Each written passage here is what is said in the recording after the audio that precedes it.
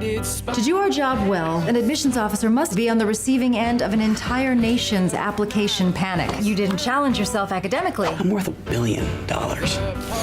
I love the device in the film that every time your character is reviewing a transcript or an essay of a college student, that we see the kid before her, whether he's hopeful or entitled or otherwise embodying that story. It was kind of fun to do it with, because it was all very low tech. They were just in the room with me and just be like, no, you didn't challenge it, and then they would fly out of frame or drop through the floor. I think it was a nice way to dramatize that duality of I care about you, I'm really focusing on you, but no.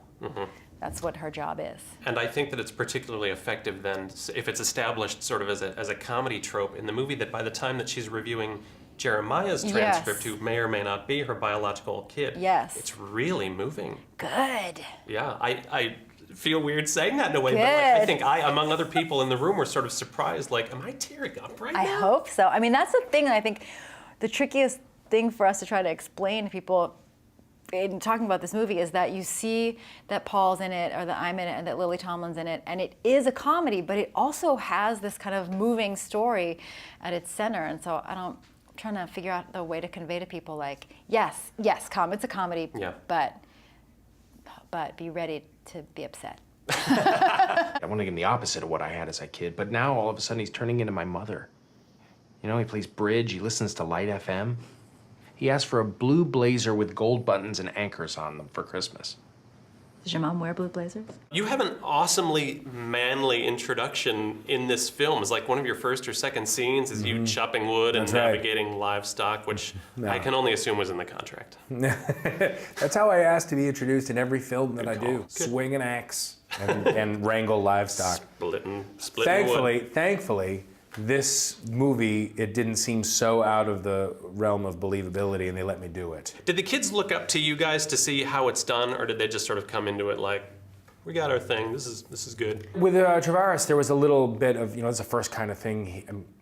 He'd worked on a couple of things, but this was his first real big movie, and so he's a naturally talented kid and figured a lot of things out just for himself. And same with Nat, grew up kind of working and was on a television show and is a musician and comes from a family that has done this. His parents are both in the business. They're both such great kids, and it's nice to be around that, instead of just hanging out with a couple of just old, jaded people like Tina and myself. Great, good. Well, get back to your zombie talk.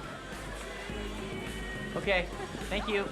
Correct me if I'm getting this wrong, that you felt embarrassed that before admission that you hadn't directed a film that clearly featured a female protagonist. Is that why you took on admission, or was it just by virtue of the fact that this was a great script, and by the way? Well, I thought it was a great script, and also I knew who I wanted to do it with, which is Tina Fey. And if she hadn't agreed to do it, I don't know if I could have wrapped my head around it, actually. I did the movie about a boy with my brother, and that's about a guy who doesn't think he has anything to offer in terms of parenting or anything like that, and it's an unconventional story about growing up. And in this one as well, I think we've come to the point where it's not so strange that Tina Fey's character has made this decision that she doesn't want kids and that she doesn't want to get married. But at the same time, it's interesting following that person as they're thrown into a situation where they get deeply involved with a kid who in this case, she wants to try to get into Princeton. Did the cast's comedy instincts and performances shape any scenes in ways that you did not see coming? I mean, it shapes everything. I'm really encouraging people to come up with new stuff in the moment. And also, it's really hard because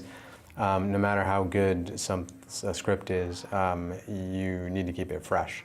So sometimes, my only thing is that I get stressed out if people are being really funny and the camera's not rolling.